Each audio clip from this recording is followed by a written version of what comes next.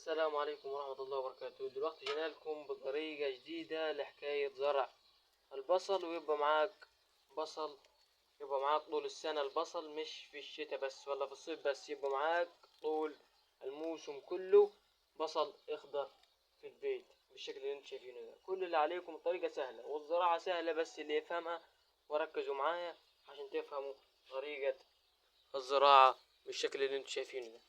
اول هام احنا هنجيب اي حاجة انت تزرع فيها بس تكون مخرمة بالشكل ده، بالشكل اللي انت شايفينه ده. اهم حاجة تكون مخرمة بالشكل ده. تاني هام بعد ما تكون مخرمة هنبدأ نمسك البصل اللي هتزرعه. هو في طريقتين، دي طريقة لو عندك بصل زي ده وانت مخلع، ودي طريقة تانية، ودي طريقة برضه. بس ده طبعا لسه زرعه منكملش يوم، لسه ما خدرش بالشكل اللي انت شايفينه ده. ده طبعا ليها فيديو انا حكيت ازاي تزرعوها وهي بدأت تنبت بالشكل اللي انت شايفينه. ليها فيديو تاني انا زحته بس لسه ده ما نبتش. تمام، احنا خلينا في الطريقة دي، طريقة جديدة دي. هنمسك البصلة بالشكل اللي انتوا شايفينه ده. تمام، وهنبدأ الحوش اللي هو العروش اللي بايظة اللي فيها ده، ونيجي من هنا كده ونروح. اهم حاجة دلع اللي لسه طالع جديد ده، اللي لسه طالع جديد دلع. نمسك دول وراح قاطعينهم كده بالشكل اللي انتوا شايفينه، ونبدأ نقشر دي عشان ما يعملش عفن للبصلة بالشكل اللي انتوا شايفينه. اول واحدة،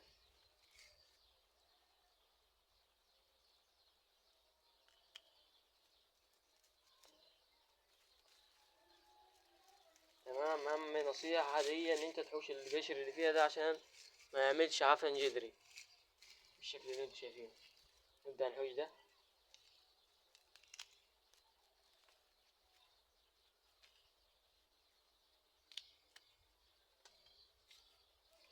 كده. اصبحوا معانا 5 6 7 بصلات بالشكل اللي انتوا شايفينه. هنبدأ بقى تاني طريقة هنعملها زي ما قلنا. هنجيب ده يكون مخرم، اهم حاجة تكون مخرمة، هي دي اهم حاجة تكون دي مخرمة. وهنا بعد ما عبناها بالشكل اللي انتوا شايفينه ده، عبناها تربة سماد، تربة مع سماد. وهنبدأ بقى نبلها بالمية. اول هام نبلها بالمية بالشكل اللي انتوا شايفينه ده. نبدأ نرويها كويس بالشكل اللي انتوا شايفينه. انا نبدأ نعدل التربة بس حاول ما تكبسهاش. وطبعا اهم حاجة البصل زي ما انتوا عارفين مع السلطة كل الناس بتحبه. اول هام تروح تمسك البصلاية كده وتغرزها، بس مش كلها، لحد البذرة بس، لحد ما هو مخدر بالشكل اللي انتوا شايفينه ده.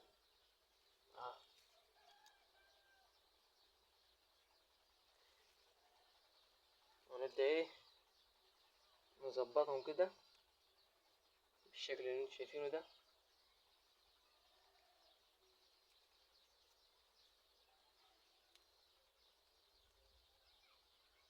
بعد طبعا احنا ما رصيناهم واتجناهم 100 في التربة، نبدأ نبلهم كويس بقى.